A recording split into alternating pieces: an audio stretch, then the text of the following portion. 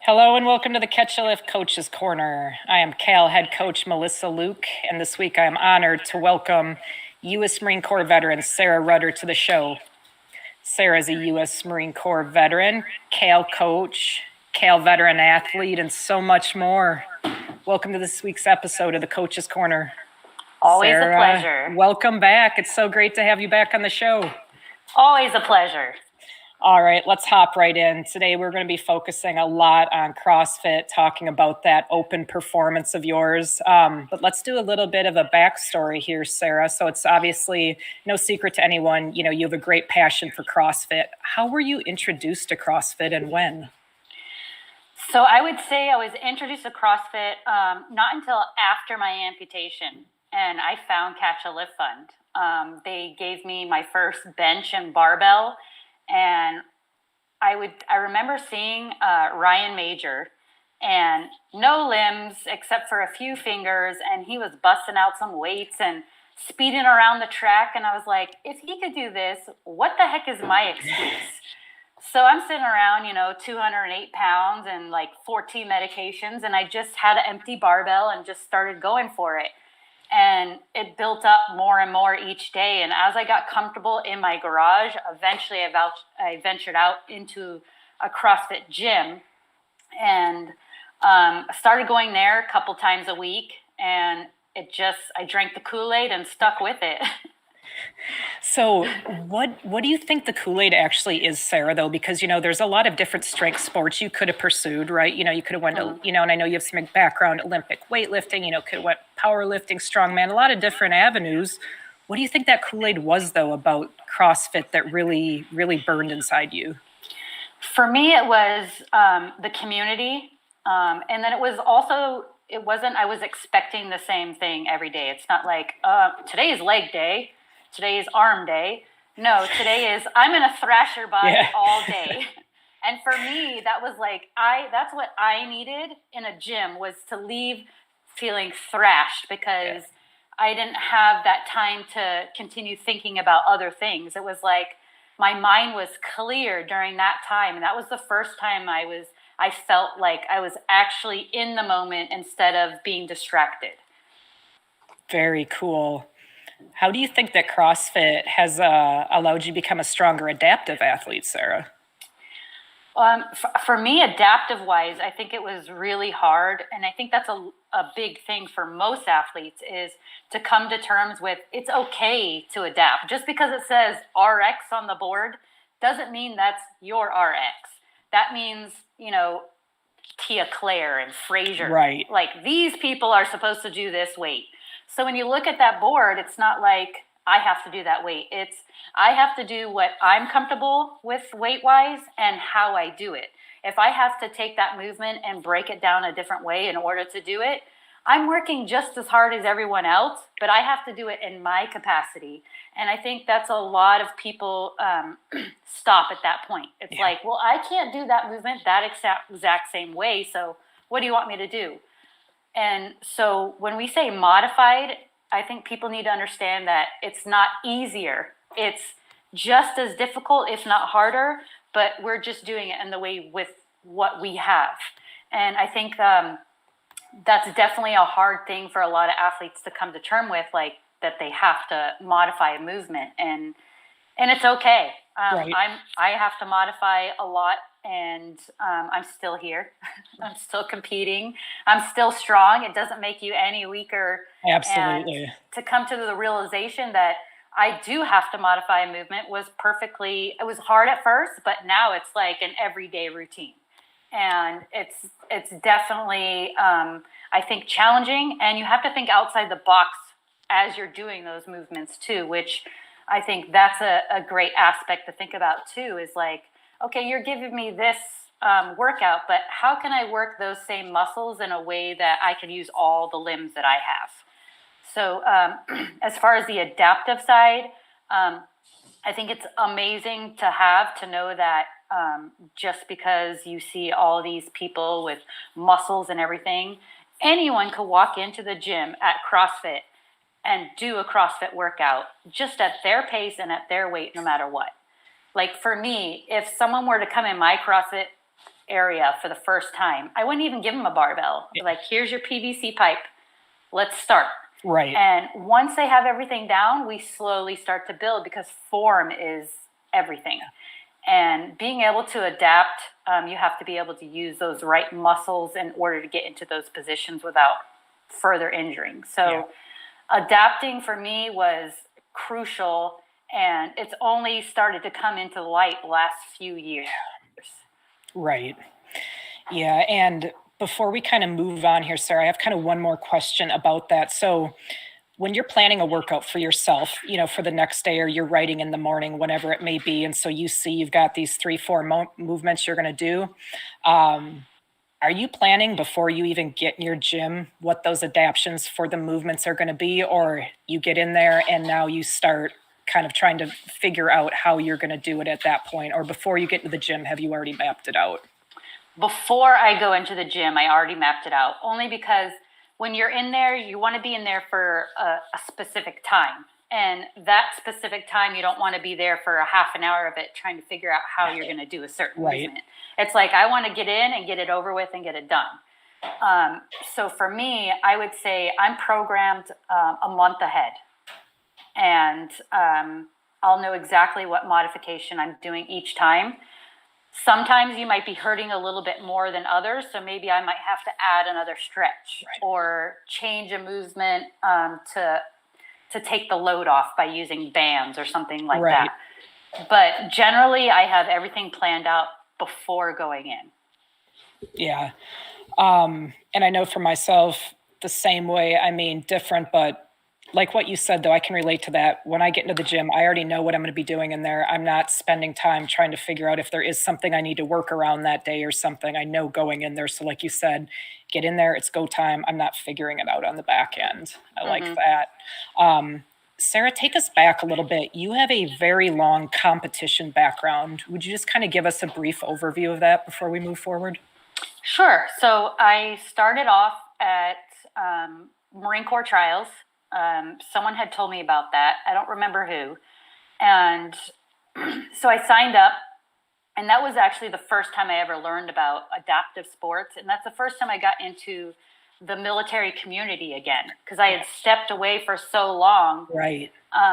Once I got back into it, that's when I started to feel myself again a little bit, because I knew that they had been through something similar that I had been through, and regardless of how I act or what I do or what I say, I won't be judged. Yeah. So that was big for me. So going into that, I did the trials, and then from the trials, the top people are selected to make the Warrior Games team, which is they separate each branch into a team. So Marine Corps, Air Force, Special Comm, all of them have separate teams. And at the games, each branch competes against each other. The top people from those branches go on to Invictus Games, which creates Team USA. And once you're on that team, which is developed of all branches, we compete against 17 different countries. And that's put on by Prince Harry. And each country will, depending on who they are and if they volunteer, will host. So we've done Orlando, Florida here, and they've done Canada. They're doing Netherlands coming up. They've done Australia. So several different countries of being able to compete at that top level, but they're all military, which is amazing to have. So you know that they've been through, again, the same type of stuff, but their injuries they weren't born with. So it's not like they've had their whole life to adapt to these injuries. Right. As if you're going into, let's say, a Paralympic competition. Most of those people were born with those limb deficiencies, so they've had their entire life to adapt. Okay. So for us, we're still kind of learning. Right. And like me, for instance, I had only been sprinting for a few years, and in one of my races, I learned real quick about sweating in a prosthetic. you know, going down, I'm probably like 15 yards from the finish line, and my leg literally flew off and yes, and cut Oh the my whole gosh. inside of my leg with the spike from that leg. Hmm. And I remember taking a tumble and just finishing. I don't know how I finished, but I took a tumble, Good kind of night. Yeah. pushed everything back together and finished. But you learn real quick, like, oh crap, if I am gonna, I need to make sure everything is dry before I start. So just little things like that Yeah. you learn how to deal with. But so I've done the Invictus Games. I've done that twice. Okay. And now I would say from there I had a lot of surgeries on my limb, and then I had started with the CrossFit. So this year actually was my first year competing in the CrossFit Games, because this is the first year they have allowed adaptive athletes, which is amazing. It is amazing. So let's start there, Sarah. For anybody listening that doesn't know, would you please explain to us, first of all, what the CrossFit Open is? So CrossFit Open gives anybody around the world a chance to compete in going further into the CrossFit Games. So they'll have a huge array of people, and then they'll break them down further. Let's say they have age 14 to 16. They have 16 to 18. And then from there, they go on to masters, which I feel extremely old because I'm considered masters What's the master's age? 35 and over. You're considered a Oh master's yeah, athlete. I'm masters too in CrossFit. Oofta. Right. So they break you down by age as you go. So in the Open, they'll give you, this year was different because it's like 3 stages before you can even get to the final stage. So first stage, they give you 4 workouts, and they have to be done within 4 days. They say, all right, here's, they say 21.1. So year 2021.1, Yep. first exercise. And they'll give you that exercise. They say, all right, you have 4 days to compete this, which you have to have it videotaped or judged in person and then submitted. These workouts are designed to be extremely difficult, no matter what age group or what injury you may have. So basically, across the board, they've worked with other adaptive athletes to figure out what is comparison to somebody with able-bodied and someone with missing limbs. How can we compare that and work them just as hard? Right. So with that aspect, they broke it down further. This is the first year that they're allowing below-knee amputees compete together, arm injuries, they have neuro injuries. So all of those compete against each other, which is great, because I finally get to see where I add up against people who are just like me, who are, I can't say like, oh, well, I did pretty good, I guess, because they have 2 legs. Yeah, but exactly. It's like comparing you don't to that. really have that comparison. No. Now that I'm in a category where people are all have missing limbs, then I'm like, all right, I can see where I add up now. Unfortunately, they don't break it down by age at that point. So it's all ages, anyone open below, in that, yeah. Yep, below the knee. So I've done all exercises, so all the way from 1 to 4. And exercises 3 and 4 had to be done simultaneously. Okay. So once exercise 2.3, which was disgusting enough, it was a running clock. You immediately had to go into the next one and lift your heaviest possible weight when your grip was already done from the first one. So you're thinking, oh yeah, I max lift this, and you're up there trying to do like a hang clean. Not happening, because it can't grip the bar.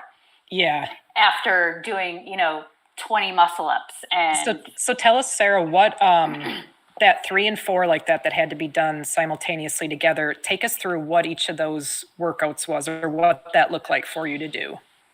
So 21.3 was it was starting off with 20 sit-ups, 15 deadlifts, and then 10 dumbbell push press. Then from there, you went into deadlifts and chest to bar, 30 chest to bar.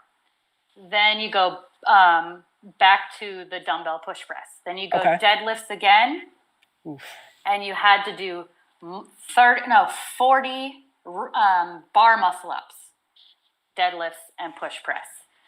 So you had 15 minutes to complete that. I got to 18 muscle ups, and I was done after that. And then my 15-minute time cap stopped at my 18 muscle ups. Okay. So once that 15-minute hit, you go directly. Time doesn't stop, but at that 15-minute mark, you have to stop that and move on to your next. You had to do your heaviest hang power clean and push press for two reps in a row, your heaviest. So gripping onto that bar after all that bar work was extremely difficult. So I'm going in. Your grip had to have just been completely shot. It had to be completely shot by that point. Yep. So I was going in like, oh yeah, I got this. And so I do my 105s. I'm like, all right, I got, they're like, all right, you're on your last one. So I'm like, all right. So I load my weight to maybe 85-90% of what my max was, only because I knew going into my second workout. So I did my first lift perfectly fine. Go into my second lift, and I went to grip, and my hand couldn't even grip the bar. It just totally flew out. Yeah. And just, I think that was the sole intention of that workout is we are going to thrash your grip and then see what you could do with it. So that one was, I would say, pretty dang difficult. Yeah. Yeah. But for me, I would say it was a time. It's hard for time for me only because with my prosthetic, I have to wear a pin lock. So there's two types of prosthetics for us. Pin lock, which is it just locks in place. Okay. Or there's a suction, which is kind of like a robotic mechanical, and you have to charge it every night. And it takes a lot longer to put on and off, but it sucks you in so tight so that way you can't slip out, even if you are sweating. Right. But my nerves in my leg are so shot that I can't handle that pressure, so I have to be pin lock. So the thing is when you sweat, it's like when your liner is kind of like a wetsuit. So as soon as you sweat in that wetsuit material, it's automatic going to slip right off. So for me, I had to make sure that in between movements, I had to dump the sweat out. I had to dry my leg and clean it and put it back on. So that slowed me down quite a bit, and they don't take into time for people who do have to do that. But I just, took it with a grain of salt and was like, this is what I have to do. It takes time. So I take it off, clean it, put it back on, and start again. But I think for me, it was an amazing experience, and I was not even thinking where I would place, even remotely close to where I was, because I had nothing to compare myself to before. So having to compare myself for the first time worldwide, it was an awesome experience. Wow. So, it was really, I've been so excited to talk to you live. You and I have not gotten an opportunity to talk live about the Open since you competed. We were texting back and forth some about it. I was so excited, after every event, hearing about it and everything. So something to me that's very unique about CrossFit and the Open, how it's structured. So, you did those first couple workouts between 1 and 2. How much time was between them? So you did, between 21.1 and 2. Well, for most people, it was a week. Yeah. But for me, I had surgery in between 1 and 2. So I really decided, honestly, absolute last second, that I was gonna do it. A friend reached out to me. Her name's Ashley. Hey, Ashley. And she's like, "Are you gonna compete?" Because her dad is an amputee. And, so she's always, kind of on me to see so she could push her dad or ask her dad. And so she's like, "Why not?" And I'm like, "Well, that's a good question." So I turned around and I signed up that second. And I literally had an hour and a half to submit my first workout. Yeah. So I found a coach and was able to do it. Yep. And I would say within 2 days, I had to do the next one. Yeah. So that is a unique structure like that, because I compete in strongman, and when it's a show time, a lot of times there'll be one day, but a lot of times also they're at a fitness expo or something. So they're broken up over 2 days, like a Saturday and Sunday. So, I'm familiar in that realm, competing over a couple day period. But again, like, the layout, what it's going to be. What's it like competing? So you're competing in the open, you do point one, you've got to be amped up, really ready to go, do a very good performance. But now, you've got, a day or two period, you're going to compete again. After that, there's going to be another leg time going into 3 and 4. I mean, how are you able to keep that intensity up over that period of time, which can, span a couple weeks? That's a long time to keep that competitive drive and everything up. How did you handle that? Definitely is. So for me, I didn't allow that to get into my head too much because I knew it would start to destroy my training. Right. Only because you're not told at all what any of the movements are going to be prior to going into it. So basically, I just continued my training the same as I always did. I would do 2 workouts a day, every day, and then I would focus on Olympic lifting just one day. Okay. And I would say the thing is you had those 4 days to submit that workout.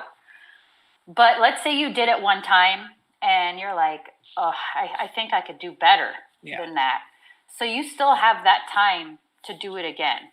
So my 21 points, I think 2, because I didn't have time for one because I only had an hour and a half. But 21.2, I did twice because I had surgery the day before and.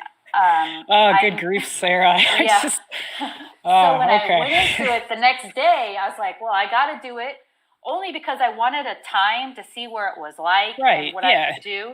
And that way I knew if it was bad that I could do it again.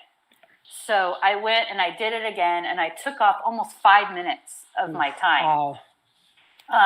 And that one, definitely never wanted to do that one ever again. But just by doing it, I think that doing it again pumped me up even more because I was able to beat that time. So it's like, all right, I know that if I push myself enough, I could do this. Yeah. And so going forward, it was like, I'm going to put everything I possibly can into this workout and then just not hopefully have to do it again. Yeah. Oh my gosh. I remember that whole thing too, like when we were texting and, you'd had surgery, all of a sudden, you're doing that next workout. And then a day or two later, you do the workout again. And I was just like, oh my gosh, you're like a machine here. Do you use visualization at all, Sarah, in your prep for training or for competitions? Like, just any kind of, meditation or mindfulness, like envisioning yourself going through either certain Olympic lifts that you think you might be doing or muscle ups. Do you kind of do that in your head before you go out there, or is that not a part of preparation for you? I really wish it was. Yeah. But when I step in the gym, it's kind of like it's go time. Lights out and go. Right. Yeah. And so I don't have that relaxed mode. It's more, let's get this done. And then afterwards, I'll reflect as I'm rolling out and stretching. And because I'm able to feel at that point, like, did I go wrong somewhere? Because if you're sore in one area after a workout, you know that your form was messed up somewhere. That's why you're hurting. Yeah. So that's when I start to analyze where I went wrong. And then prior to going into my workout, knowing my movements is important because that's what I reflect my warm-up to be. Yeah. So my warm-up is going to get every single muscle that I need ready to do the movements that I have in store. So my warm-up is very important. Yeah. And then I have the workout. I put it on a huge whiteboard every morning. when I walk in the gym, so that way I could see it and I have time to like visualize it. But also, because my memory is not the greatest, I got to keep referring back to the board. But at least I know it's there, and it's like, okay, I know where I'm at. I know what I'm supposed to do. Yeah. So, Sarah, you've competed, like we talked about earlier, obviously in a lot of different types of events, but like primarily like these were spectator type events, when we're talking about like Warrior Games and Invictus Games, like a lot of people there, I'm assuming the energy is incredibly high. Everybody's very pumped up. Talk to us or compare that a little bit, Sarah, to competing in a competition like the Open, while there might be a few people at the gym or someone recording you or, doing the counting reps. I mean, that's obviously quite different than a big spectator event, high energy. Could you talk to us a little bit about that? Yeah, so I would say I had to pick what was most comfortable for me, and the way I felt that I would perform the best. So as far as like finding a judge and having it done, I wouldn't go like at a 5 p.m. class when I know everyone's going to be there. Right. So I would find the afternoon class when I know like older people are going to be there, retired. And so it was a lot less people, and I felt like I wasn't being judged. Yeah. Like for me, I don't want to go into a gym and do my workout and just be there for someone's inspiration. Yeah. I'm there to do me, and you're there for you. Yeah. Right. To get through what I need to get through. I'm not there to say, hey, everyone, look what I could do. It's more like I just need to get this done. So I'm doing what I could do to do it. So I kind of just blank that out because it's not with other military people. So they don't understand. Right. So that aspect is kind of hard. And that's why I do have to pick a smaller class in order to be judged. Because it was the first year. So they're looking at us like, hey, how are these people doing it? Yeah. So I would say definitely that was a little bit harder, but it made it easier by being able to do it out of your own home.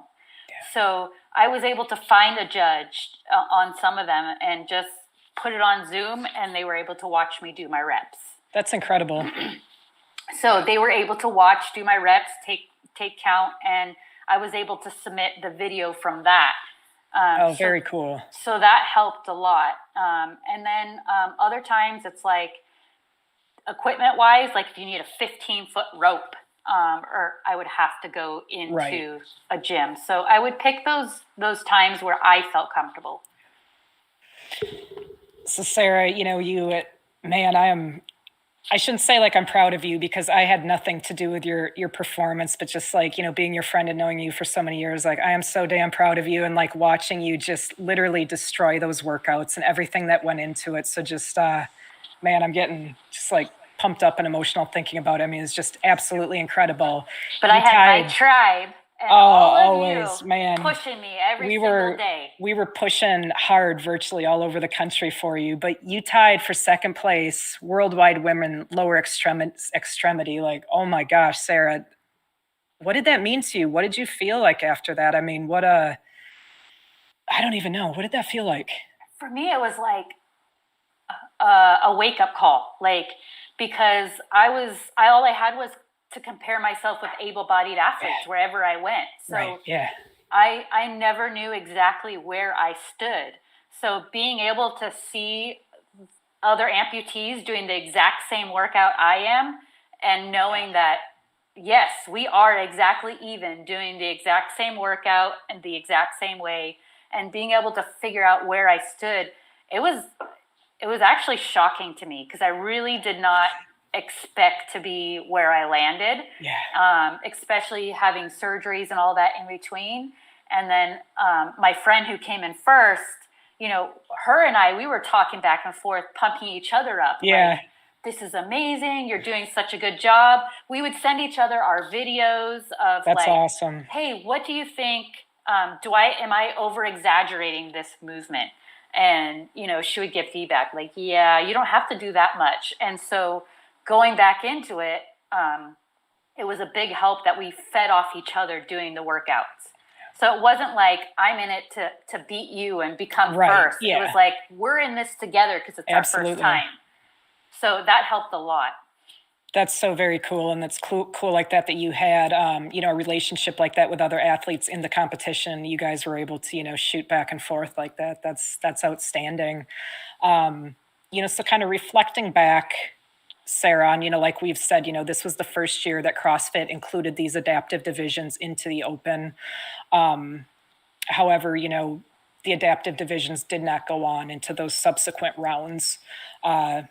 How do you think that this setup could be improved in the coming years by CrossFit?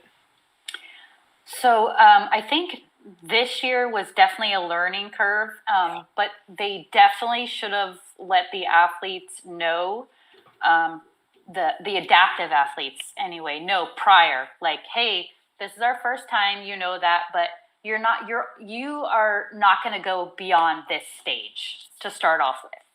So our expectations were not there. Our expectations were, oh, maybe I could do this. I'm in second place. I'm in first place. So when did you find out, Sarah, that there wasn't? Because I just found out, I thought the adaptive divisions, moved on, and it wasn't till after the open finished, and you mentioned, just in a text thread that, it didn't continue on. When did you guys find this out then?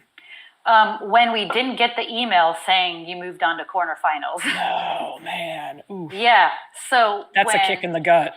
So when I was asking, first place, like, hey, did you get your email? And she's like, no. Then I was like, we started kind of conversing about it and realizing that they took our points and compared them to the able-bodied athletes. And we had to be within those points in order to move on. And given our workouts, our points, there was no way. No way. I'm not a Tia Claire. She's amazing. Yeah. But, I could never, be in the same realm as her, given the fact that people with amputees have to give so much more energy just to make that limb move. And people don't understand that. So that was frustrating to know that you put in all that work and you couldn't move forward. Absolutely. But after reaching out to a friend of mine, so there's an athlete, maybe a lot of people have heard of him. He's pretty popular. His name's Tom Ogar. Yeah. So Tom Ogar, hey Tom, he'll be listening. He went on to a CrossFit competition, and a freak accident happened where he was full able-bodied and competing, had the barbell up, it dropped, and he stepped away, and the barbell hit the ground or the box, and it slammed into his back, and he became paralyzed from the waist down. And that didn't deter him, actually. He's probably stronger than he's ever been now, just like most of us are, it's either you're going to let it defeat you and defy you, or you're going to come out of this stronger and say, no, I've already almost lost so much in my life. I am going to move forward with what I can.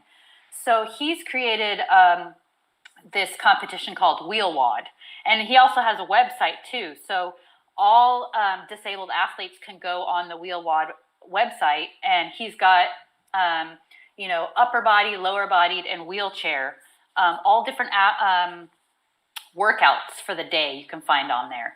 And he's got videos, and then he also has a competition coming up. So that's my next competition I signed up for, is the Wheel Wad, which is, again, that's awesome, all disabled athletes, and it's in November.